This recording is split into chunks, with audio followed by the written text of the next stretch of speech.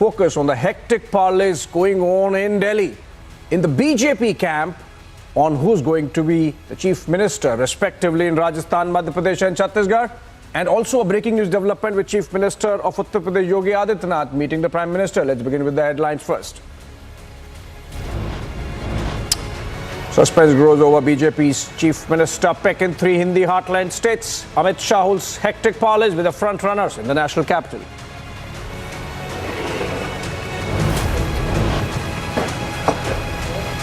Trouble mounts in India alliance. After TMC, JDU mount pressure on Congress over seat sharing, says Rahul calling for unnecessary meetings.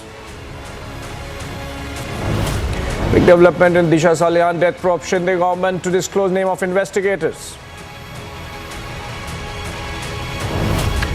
Completely wiped out in Hindi belt, Congress blames EVMs. Dramatic scenes unfold in Raj Bhavan in Bhopal.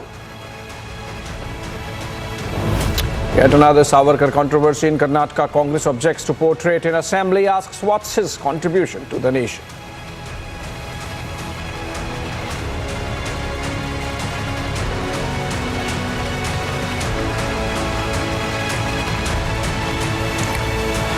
All right, welcome back, friends. Let's begin with a breaking news development. Amid all the hectic parleying, we are seeing pictures coming in of Uttar Pradesh Chief Minister Yogi Adityanath, who met Prime Minister Narendra Modi at his residence, the 7 Lok Kalyan Marg in the national capital a while back.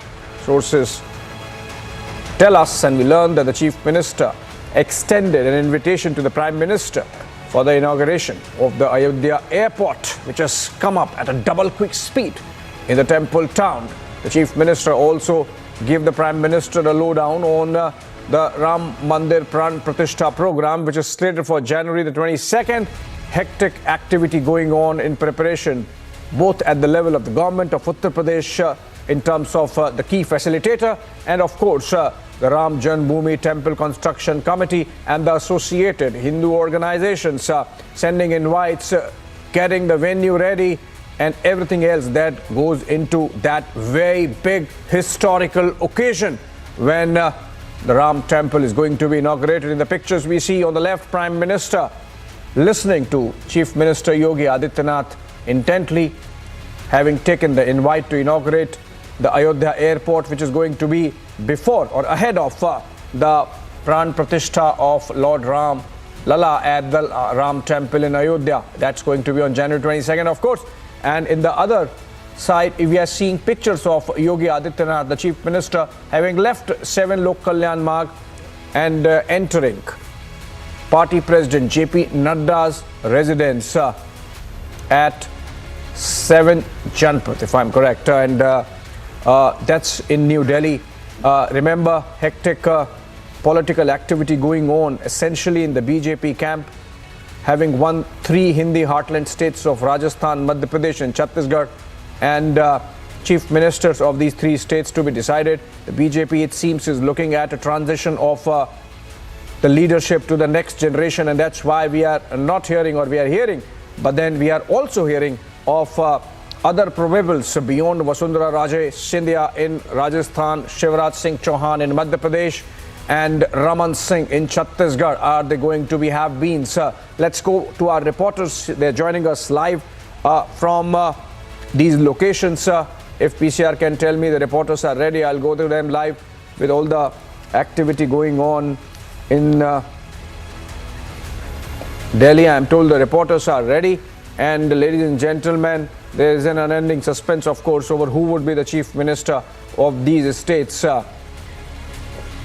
Let's go to our reporters and I'll go to them one by one. Let me see who is joining us. Harsha Chandwani, she's joining us live from Delhi. We have Akhil joining us live from Jaipur, and we have Satyavijay joining us live from Bhopal. Before I come to Delhi and discuss threadbare the hectic parleys going on, to you first, Satyavijay in Bhopal. Your chief minister Shivraj Singh Chauhan went to Chhindwara, but his body language is not very confident. क्यों इतना आत्मविश्वास कम दिख रहा है शिवराज सिंह चौहान का? सत्यविजय, क्या आप कुछ जानते हैं, कुछ बता सकते हैं?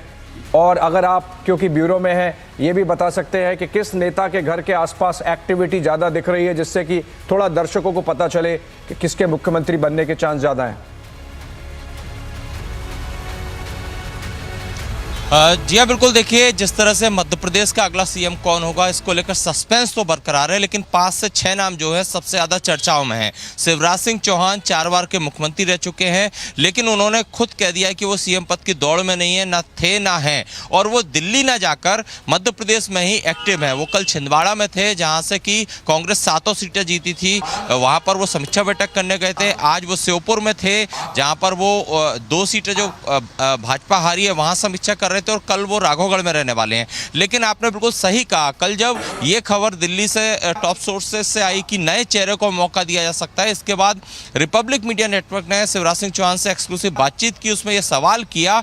उस दौरान उनका बॉडी लैंग्वेज इतना कॉन्फिडेंट वो नहीं दिख रहे थे। हालांकि उन्होंने यही कहा कि केंद्रीय नेतृत्व जो कहेगा वही जिम्मेदारी वो निभाएंगे। लेकिन दूसरी बड़ी खबर ये भी आ रही है, अभी कुछ देर पहले ही कैलाश विजयवर्गीय से हमने बात की। कैलाश विजयवर्गीय ने बड़ा बयान दिया है। उनका ये कहना है कि मध्य प्रदेश के सीएम को लेकर जो सस्पेंस है ये 10 दिसंबर यानी रविवार 10 दिसंबर तक खत्म हो जाएगा। मतलब आज 7 तारीख है, 3 दिन और इस चीज का इंतजार करना पड़ेगा। 10 दिसंबर को ही पर्यवेक्षक भोपाल भेजे जा सकते हैं। और इसके अलावा अगर बात करें बाकी दूसरे बड़े नेताओं की, प्रहलाद सिंह पटेल हैं, नरेंद्र सिंह तोमर हैं, ये भी सीएम पद की रेस में आगे हैं। लेकिन एक चौंकाने वाला फैसला भी भाजपा आला कमान की तरफ से आ सकता है, जिसकी किसी ने अपेक्षा भी ना की हो। चलिए इंतजार करते हैं, पर्यवेक्षक आएंगे भोपाल में और बैठक होगी का जो बीजेपी की लेजिस्लेचर पार्टी है, नए जो चुन के आए हैं एमएलए, उनकी। धन्यवाद सत्यविजय। मेरे पास एक ब्रेकिंग न्यूज़ डेवलपमेंट भी आ रहा है, अगर वो हम दिखा सकें, वो ये कि इस in this hectic activity, political activity going on in Delhi. The latest is that Union Home Minister Amit Shah has rushed to 7 LKM residence of the Prime Minister. This is going to be their second meeting in the day. The earlier one happened inside the Parliament. And yes, that's the breaking news development. Union Home Minister Amit Shah at 7 Lok Kalyan Marg. And as I was mentioning, this is their second meeting happening. It seems the BJP is close to fixing the process. Of course, between the two leaders, it's likely that they would have understood whom to make the chief minister after having discussed everything with the respective state leaders, their state units, state presidents, etc. But it seems things are moving fast now insofar as decision making on chief ministers of these 3 states by the BJP leadership goes. And on that note, let me now go to Akhil. He's joining us live from Jaipur and try to understand what's really happening in Rajasthan, the big one, and with the most active political scene there, because remember, yesterday we had those reports that 6 or 7 MLAs had gone missing and then subsequently were seen to be incarcerated in a hotel or were kept in a hotel. We don't know by whom, but that led to some discussion on whether there is already some resort politics panning out in Rajasthan. Akhil, over to you. Please tell us what's really happening, what activity you have seen in Rajasthan through the day. Vasundhara Raje, of course, and the other leaders of Rajasthan, of course, in Delhi. But in Jaipur, what are you hearing about the probables insofar as Chief Minister of Rajasthan is concerned? Well, absolutely. Everyone is eagerly waiting, Abhishek, to get the CM face right here in Jaipur. Because what we know so far, that out of 199 seats, BJP managed to win 115 seats. And the enthusiasm and the vigor and the sheer strength of the workers are pretty high. And I'm joined by some of them. And when we used to ask them and who could be the next probable CM face, no, everyone is numb right now, because everyone is saying that the chief ministerial face will be decided by the central command only. But what we have been learning from our sources, that there are 3 or 4 names which have been making rounds and rounds because of the gravity of the situation. Right now, what we know so far, that Ashwani Vaishnav could also be the prime contender for the CM face. Apart from him, Om Birla is also there. Vasundhara Raje name is there. What we know from our sources, that there's probably going to be just one CM and 2 deputy CMs. So on that front, there could be some caste arithmetic also can work over here. because what we know so far that if CM post goes to Brahmin community, then they will try to look for someone from other community. For deputy CM post, they can go for Meena community also, or for as we know that 2 deputy CMs could be there, so they can go for Jat community also there. So all the probable, the arithmetic, the political arithmetic has been going on right now. I'm joined by some of the BJP workers over here. अच्छा, मुझे बताएं, ये जो प्रक्रिया चल रही है, अभी सीएम का जो नाम है वो फाइनल नहीं किया गया, क्या लगता है आपको किसका नाम आगे आएगा? देखिए, कुल मिला के बात यह है कि राजस्थान का जो चुनाव हुआ है, राजस्थान या मध्य प्रदेश का चुनाव हुआ हो, चाहे वो छत्तीसगढ़ का चुनाव हुआ हो, कमल के फूल और मोदी जी की गारंटी पर जनता ने भरपूर प्यार भारतीय जनता पार्टी को दिया है, भरपूर समर्थन दिया है, भरपूर मत दिए हैं। तो जो भी सीएम का फेस होगा, कमल के फूल की कोई ना कोई पंखड़ी आपके सामने आएगी। भारतीय जनता पार्टी में योग्य नेताओं की कमी नहीं है। जो भी क्या लगता है आपको, ये जो डिसीजन है वो कब तक ले लिया जाएगा? आज रात तक, कल तक, कब तक हो जाएगा ये डिसीजन फाइनल? मैं समझता हूँ बहुत जल्द, मैं समझता हूँ 1-2 दिन में ये सारी बातें क्लियर होंगी और बहुत जल्द राजस्थान का मुख्यमंत्री अपनी शपथ लेगा। अच्छा, अश्विनी वैष्णव का भी नाम बीच में आ रहा है, ओम बिरला का नाम आ रहा है, वसुंधरा राजे का नाम आ रहा है, राजवर्धन सिंह राठौर का नाम आ रहा है, ये 4-5 कंटेंडर्स है, दिया कुमारी का नाम आ रहा है। किसका लगता है सीएम फेस कौन हो सकता है? जैसा कि मेरे साथी अमित जी ने बताया कि ये सब कुछ डिसीजन हमारे पार्लियामेंट्री बोर्ड ही लेगा, और जब उसकी बैठक होगी उसी में सारे नाम पे चर्चा होगी, तो जो डिसीजन होगा। So Abhishek, there you see on the ground situation right now, everyone is eagerly waiting for the high command's result, what they are going to decide. So once that will be clear, then only we will get to know who will be the next chief minister of Rajasthan. Back to you, Abhishek, in the studio. Right. Okay. Akhil, interesting that we did not hear the name of Yogi Balaknath in the conversation. The most talked about CM probable insofar as Rajasthan is concerned. Let me go to Harsha now in Delhi. And Harsha, you have been at the JP Nadda residence for a while now, and before that you were there at the parliament all day. Please tell us, what have you picked up? Let's begin with Rajasthan first, because Vasundhara Raje was there. She has just met JP Nadda, I believe, and before that she was with the other leaders of the party. Please tell us about Rajasthan. What have you picked up in the parliament all through the day? A lot of movement here at the residence of JP Nadda, Abhishek, because BJP top brass who they will choose for the chief ministerial candidate in 3 states, Rajasthan, Madhya Pradesh and Chhattisgarh. But before JP Nadda residence, when I was there in parliament, a meeting between Balaknath and Home Minister took place, and before that Balaknath also met JP Nadda. Yesterday we saw how Diya Kumari, Rajwardhan Singh Rathore both met. Almost 2 rounds of meeting has already been done between these all the faces who are in run for the CM face. But right now what we are learning right now is that at the residence of JP Nadda, anytime, because right now meeting between UP CM Yogi Adityanath and JP Nadda is going on. After that only Vasundhara Raje Scindia will reach here at the residence of JP Nadda, and today there's a very important day, because finally we can say, Abhishek, that this is the final leg to choose who will be the CM face of Rajasthan, Madhya Pradesh and Chhattisgarh, because through our sources we have learned that on Sunday likely there will be a CLP meeting in Jaipur, and in CLP meeting it will be announced who will be the CM face. But the final decision, a call finally will be taken today by HM and Prime Minister together, and therefore we saw how from the Parliament district directly HM rushed to 7 LKM. So that is also very important meeting, because a lot of faces and the names which are running right now, from Gajen Singh Shekhawat to Baba Balaknath to Diya Kumari to Om Birla and several others named in the picture. But since we know that BJP rested Congress in Rajasthan, so it is very important that now who will be the CM face. And when we have several times spoken to JP Nadda or the other leaders in other senior leaders in BJP like CP Joshi, they all have stated multiple times that this is the policy of BJP, that there could be any dark horse. It is nowhere important that the faces will be those which are always running, or they're already running, and therefore there could be some caste factor also which will be looked into, like there could be some OBC face as well, and who that leader could be, the final decision and call will be taken today, Abhishek. So we have to wait and watch exactly how this night turns out to be, because Vasundhara Raje Scindia in another 1 hour will be reaching at the residence of JP Nadda to hold a meeting, because she was summoned last night by the party president because of the resort politics, because how we saw 5 close MLAs of Vasundhara Raje Scindia, they reached to a resort, and the resort politics started in Jaipur, and after that only she was summoned last night to national capital, and today entire day there have been a lot of news that she will be meeting HM and JP Nadda, but before that she has to come and meet JP Nadda, so we are waiting for her to arrive at the residence of JP Nadda. Back to you, Abhishek. Okay, now,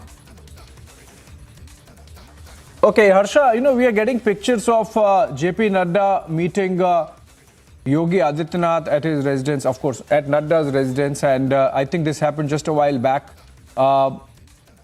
When we are speaking, I think the UP Chief Minister has already left JP Nadda residence also. Seems like it was a courtesy call.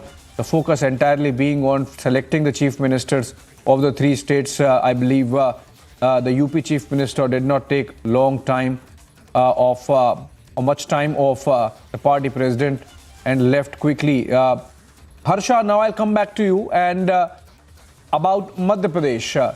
Again, from whatever you have picked up at the parliament through the day and with all the leaders who have trooped down to the residence of party president JP Nadda and Union Home Minister Amit Shah. In fact, as we speak, the Union Home Minister happens to be closeted with the Prime Minister at 7 LKM.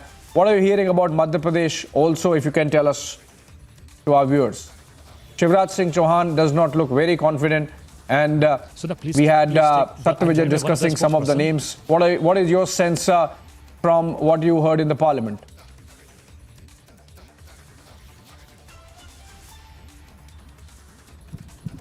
South to Lata to Renuka Singh, multiple names, in fact BD Sharma too, multiple names were popping up when we were speaking about Madhya Pradesh, and from past 3 days continuously we have been asking the same question to BD Sharma as well, that who is going to be the CM of Madhya Pradesh, because what we know so far is that the caste equation Shivraj Singh fits into, but one more issue is that BJP doesn't want, BJP also wants a fresh face, because there was a sort of, what we call a fatigueness amongst the public because of Shivraj Singh Chauhan. So therefore a new name could also pop up, and the new name could also be announced, but we know that BD Sharma has multiple times met JP Nadda and HM inside parliament to discuss on the Madhya Pradesh issue. Now all the 3 states together, names will be finalized. This is what we are learning so far, is that not only 1 state but 3 states together, the CM final call will be taken tonight only, and between tonight and tomorrow. Both the days are very important, but in case of Madhya Pradesh and Chhattisgarh, it's not very difficult for the party to decide a name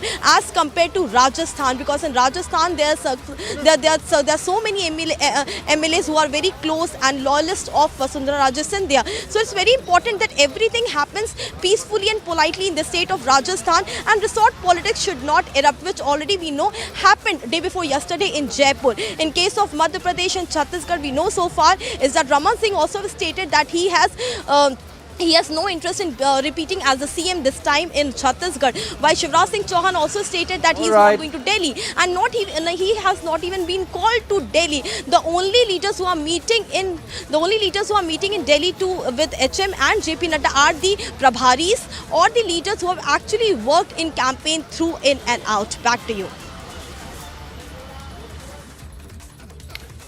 Okay, thank you so much. The suspense continues, but it seems that with all this hectic political activity happening in Delhi between the BJP brass led by Prime Minister Modi, Union Home Minister Amit Shah, and of course Party President JP Nadda and others, it seems that the party must be getting it clear who would be their Chief Minister. Of course, a process would be followed. Tomorrow we are going to hear about the names of observers for these respective states. They will travel down to Jaipur, Bhopal and Raipur, and then the legislature party meeting in the presence of these observers is going to decide on the Chief Minister's face. On that note, thank you so much, Harsha, Akhil and Satyavijay, for joining us.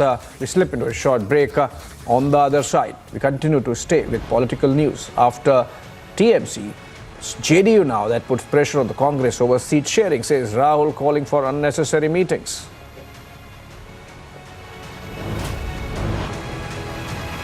Also, completely wiped out in the Hindi belt, Congress blames EVMs. Now, leaders blacken face off EVM posters in Bhopal.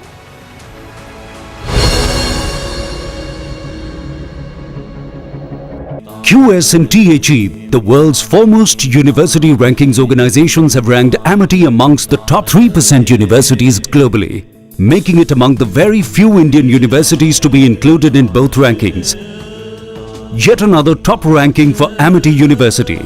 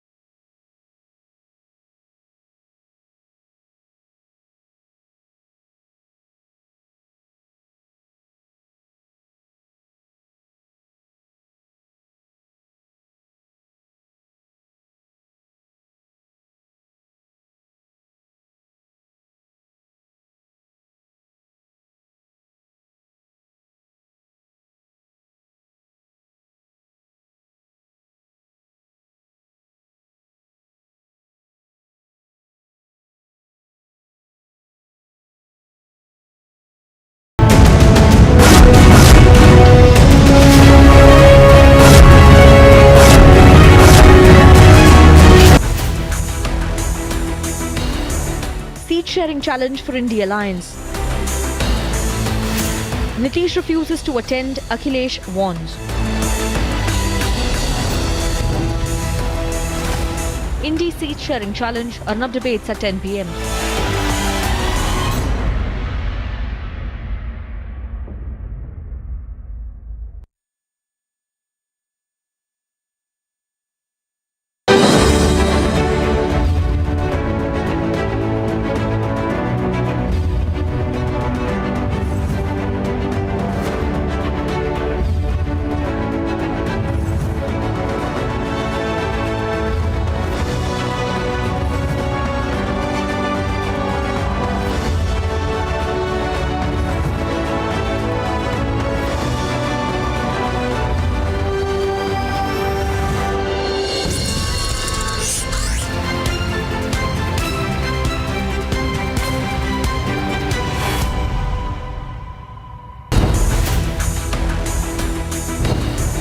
Fast-paced developments in Disha Salyan case.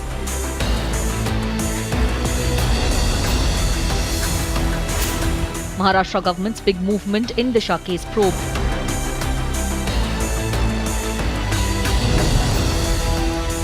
Disha Salyan case investigation. Arnab debates at 9 p.m.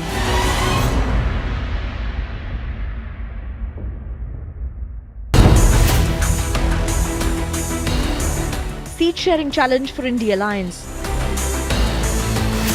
Nitish refuses to attend, Akhilesh warns. Indie seat sharing challenge, Arnab debates at 10 p.m.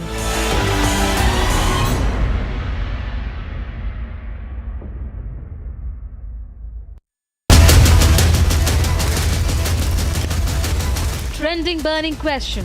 Powered by Reva University, Century Ply, Club Prime and AMNS. Hello and welcome. You're watching the Trending Burning Question tonight with me, Shavantan. Ladies and gentlemen, in the midst of mounting demands from certain Congress leaders for the removal of Veer Savarkar's portrait from the Suvarna Sauda in Belgavi, Congress Chief Mallikarjun Kharge's son Priyank Kharge has now sparked a controversy with his remarks against Veer Savarkar in the Belgavi Assembly. Now, the minister claims that if he were in charge, he would have removed the portrait of Veer Savarkar from Suvarna Sauda. Well, this is not the first time that the Congress party has insulted Veer Savarkar. In the past, when the unveiling of Veer Savarkar's portrait occurred just prior to the winter session of the state legislature last year, during the unveiling ceremony of Chief Minister Siddaramaiah and his Congress party staged a protest against the perceived one-sided decisions of the then ruling BJP government. But the question is, why exactly is the Congress undermining the contributions of Veer Savarkar and in turn glorifying just Jawaharlal Nehru? Joining us on this special edition of the Trending Burning Question is the firebrand leader of Bharatiya Janata Party from the state of Karnataka, Tejasvi Surya. Mr. Surya, thank you very much for speaking to Republic TV. Let me straight away begin by asking you a question from your state. What we saw today in Belgavi, you've had a senior Congress leader, a minister in the government, once again coming out in public saying that if he was actually in charge, if he was in power to take the final decision, he would have actually removed the portrait of Veer Savarkar. A position that it seems that the Congress party has taken, while it seems also appears the fact that there is division within Siddaramaiah's government, because if they had to do it, they would have done it on the very first day. They haven't. Priyank Kharge still says that if it was to him, he would have done it. How do you first respond to the recent developments that have taken place? Well, good evening and thank you so much for having me with you today. The statement of Mr. Priyank Kharge displays both his ignorance as well as his trademark arrogance. It is unfortunate that this arrogance stems from his ignorance of not just history but also the contribution of Veer Savarkar to this country. The Congress party has time and again proved that other than Jawaharlal Nehru and his family, they do not want to cede any space, political, historical or otherwise, to any other leader, any other individual who contributed to this country's building. They have systematically, in the last 70 years, whenever they have got an opportunity to be in power, tried to destroy, tried to whitewash, and tried to remove from history the contribution of other stalwarts. There are multiple examples, including the likes of the great Sardar Patel, likes of K.M. Munshi, Subhash Chandra Bose, and even Dr. Baba Saheb Ambedkar. The Congress party's obsession with Nehru Bhajan and Nehru family's Mahima Mandan is what is the reason behind Priyank Kharge's attempt now to spread vitriolic hatred against Savarkar. If at all Priyank Kharge had studied anything, even an iota of information about Veer Savarkar, he would not have said the things that he has said today, because he claims to be, Priyank Kharge claims to be a fanboy, an admirer of Baba Saheb Ambedkar. Veer Savarkar's works and Veer Savarkar's action greatly inspired even Baba Saheb Ambedkar. Baba Saheb Ambedkar drew a lot of inspiration from the ideas that Savarkar had expounded. Savarkar's work against caste and caste-based hierarchy that he practiced in both Andaman jail as well as in Ratnagiri district finds great mention by Baba Saheb Ambedkar. Even the definition of the word Hindu that Dr. Ambedkar adopted in the Hindu Code Bill greatly draws inspiration from the definition of who a Hindu is that Savarkar had given in his book. On many issues regarding India's polity, India's partition, India's social issues, India's martial spirit, India's relationship with foreign nations, India's economic policy, India's social policy, there is so much of similarity from between Baba Saheb Ambedkar and Veer Savarkar. And for somebody who claims to be an admirer of Ambedkar, to speak ill of Savarkar reflects his ignorance as well as arrogance that stems from ignorance. I hope Priyank Kharge will learn from history and try to correct what he has, the wrong that he has done today. If not, the people of Karnataka will very surely teach him a very, very costly lesson. Mr. Surya, do you believe that there is a division within the Siddaramaiah government on Veer Savarkar, given the fact that the government has not taken any decision? You have a Karnataka minister who was actually speaking to the media and thereafter making that statement that, look here, if I had the power. Is that an indication that the government is not on the same page on this entire matter of whether at all they want to remove Veer Savarkar's portrait or not? No. The position is very clear. From the time Shri Siddaramaiah has come as Chief Minister, Mr. Priyank Kharge is continuously overshooting his brief and is behaving as though he is the super CM of Karnataka. He is in charge of RDPR. He is in charge of, one particular ministry. But apart from that ministry, he speaks on every other ministry. He is seen to be giving orders to all officers and other senior people in this state because he thinks he has the blessings of the Congress High Command, and he clearly had very recently even expressed a desire to be the Chief Minister of the state. So it is very clear that there is absolute insubordination in Siddaramaiah's cabinet.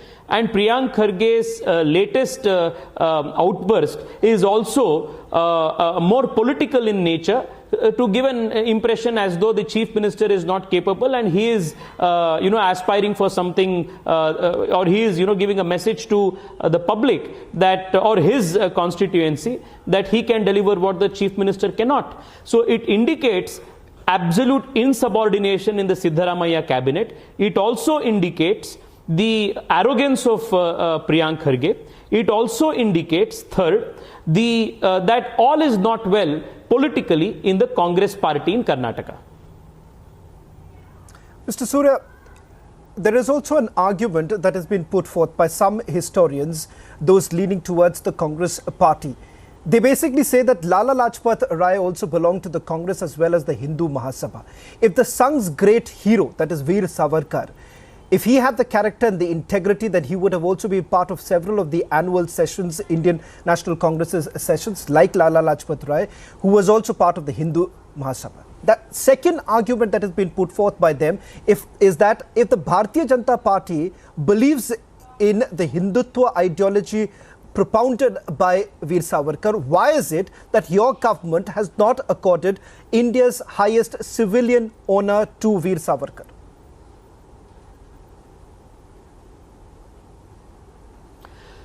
The fact that the Bharatiya Janata Party honors Veer Savarkar is displayed at every level in the way the Karyakarta of the party, the policy of the party, the social, economic as well as political schemes and ideas of the party are implemented.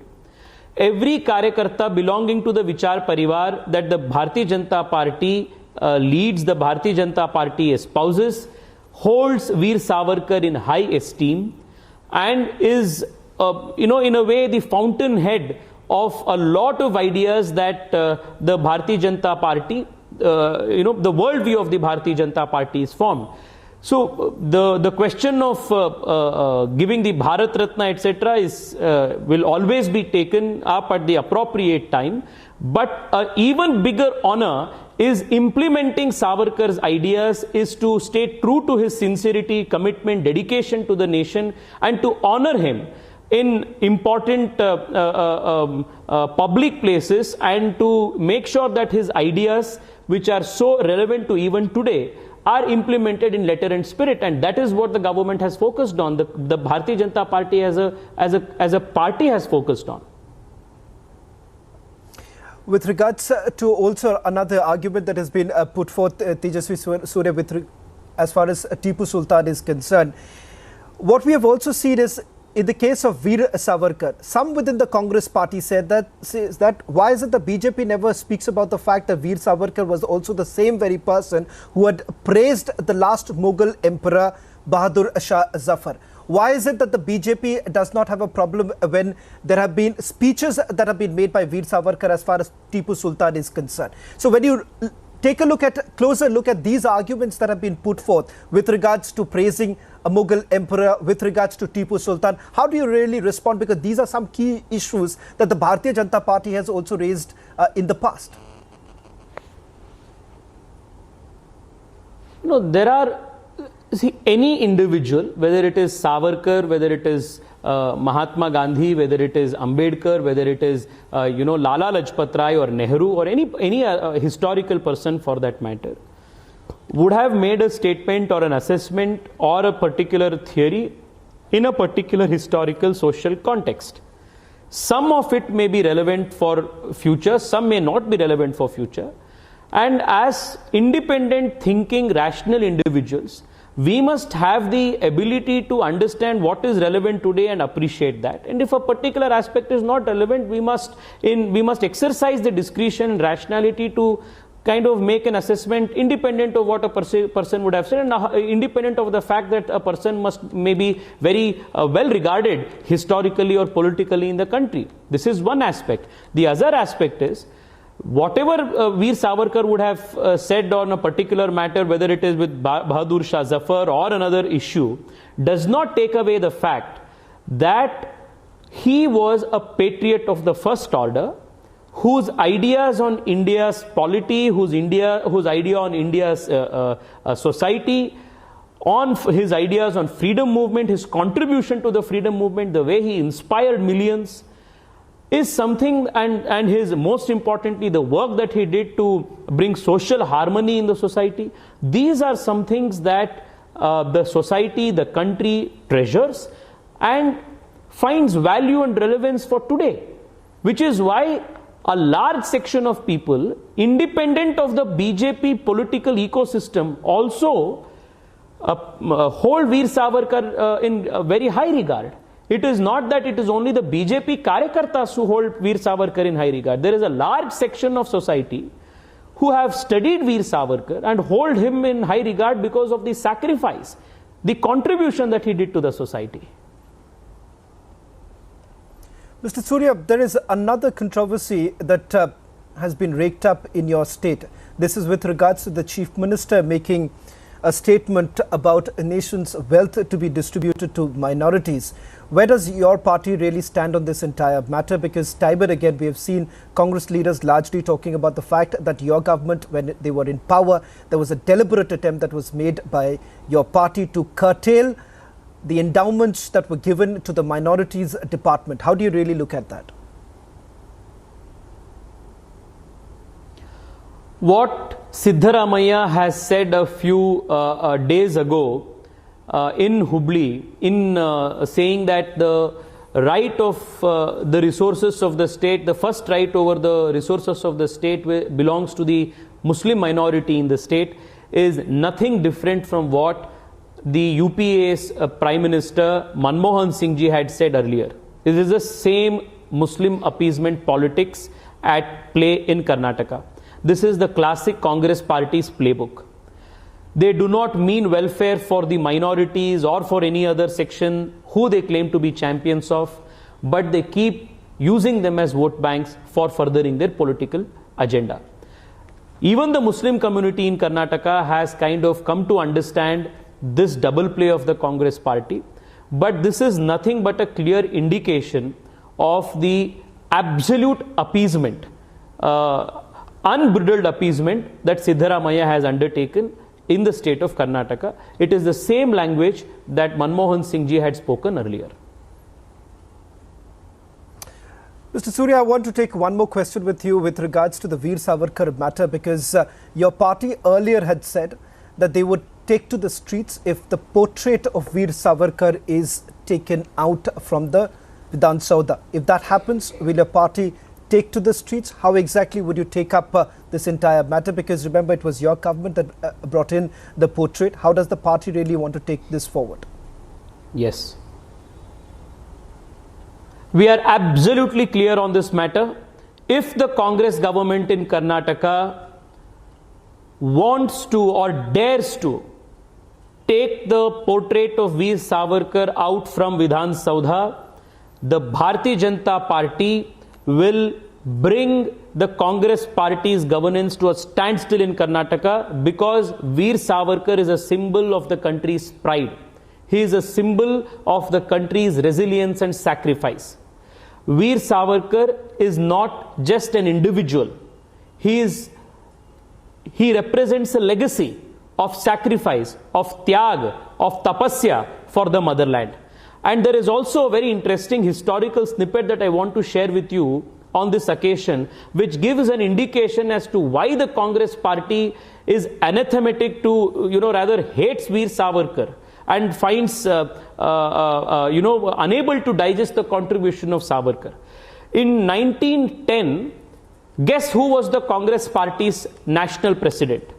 In 1910, the Congress party's national president was one British officer by name William Woodburn. And it was in 1910, the 6th of October, 1910, that Veer Savarkar was awarded 2 lifetime sentences by the British government. It indicates or clearly differentiates the legacy of the Bharatiya Janata Party and the Congress party.